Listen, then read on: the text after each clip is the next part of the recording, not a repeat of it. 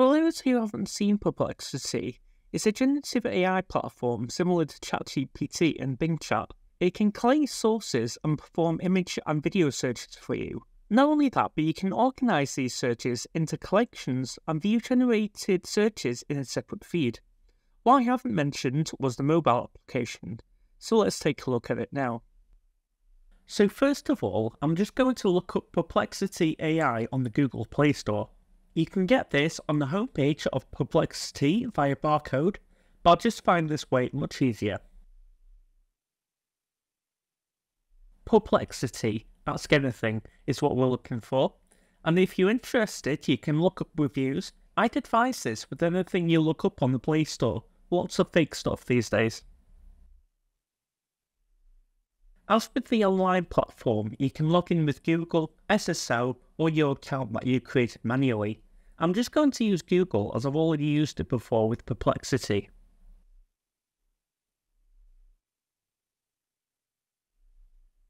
This is what you see when you log in for the first time using the app, and I thought that was it, end of video. But you can just press back on your phone and you'll be sorted. This is where knowledge begins, and I like what they've done with the sample questions. Rather than have them appear as a drop-down like on the online platform, they're casually scrolling to the left, unless you scroll through them like I'm doing here.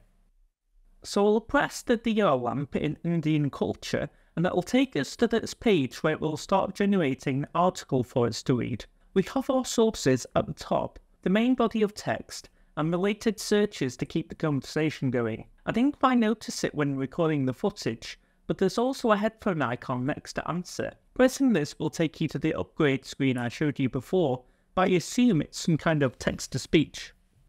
So let's look at another example and ask ourselves the important question. Do bears love honey? I won't spoil the answer here, but I'll show you what happens when we tap on a related question. Even though this was in the related section, it's not uncommon for these to be follow-up questions, which is why if we press back, we'll see it added to the bottom of the previous question. We can also ask our own as a follow-up if we wanted to. I demonstrated this in my previous video, but it's not like we can't ask our own questions either. For example, if I ask about distilled water being potentially worse for your health than filtered water, we'll still get an article that's fully sourced with follow-up questions to boot. You can use your microphone to ask a question. I don't think it's something I need right now, but it is there. You can also attach items for the AI to scan for information. Say you had a workbook and wanted to use it as a reference. Unfortunately, on the mobile app, you have to pay to upgrade. But if I remember correctly, you have a limit of 3 documents on the online platform. The icon in the centre of the home screen will take you to the Discover page where you can choose related tags and have AI-generated articles to catch up on what's going on in the world. I'm going to choose not to have it send me push notifications because I get enough of those on my phone. And this is what the Discover tab looks like. We've got our chosen tags along the top and headlines as we scroll down. We have a cut-off description, the ability to bookmark items, and what I assume is the text-to-speech.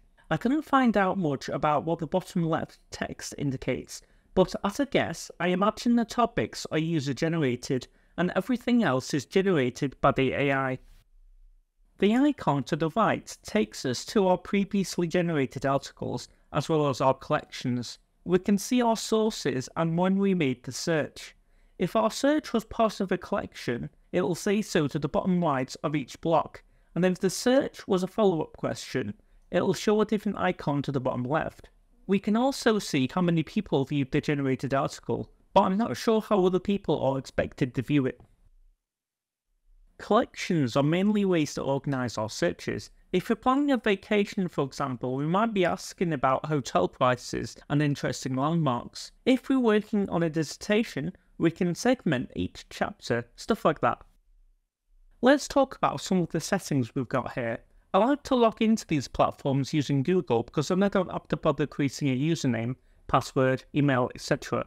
But needless to say, if you go down that route, you'll share the same account on all the platforms you're using Perplexity with. You might have briefly seen this before, but when you first visit Discover for the first time, it'll ask if you want regular push notifications. You can accept or deny this, but you can also change the setting here.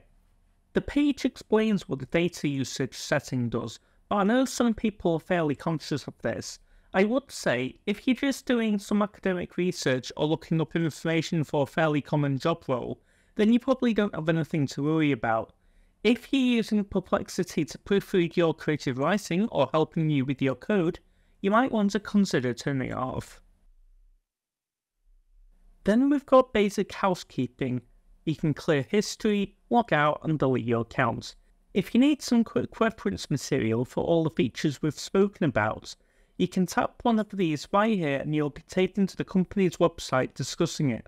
You'll have seen Pro Search on the homepage of both this app and the online platform, but from what I see it sounds like it does the same thing as the free version, it just does it even more, if that makes sense. It can be used as a code interpreter if you're interested in that sort of thing, but for the price I wouldn't focus on that. Also, let's rewind a bit. As you can see, you can also change the appearance from dark mode to light mode, or just rely on your system default. I prefer dark mode because I find it easy on the eyes. We can change the language as well if you need to. And that's it.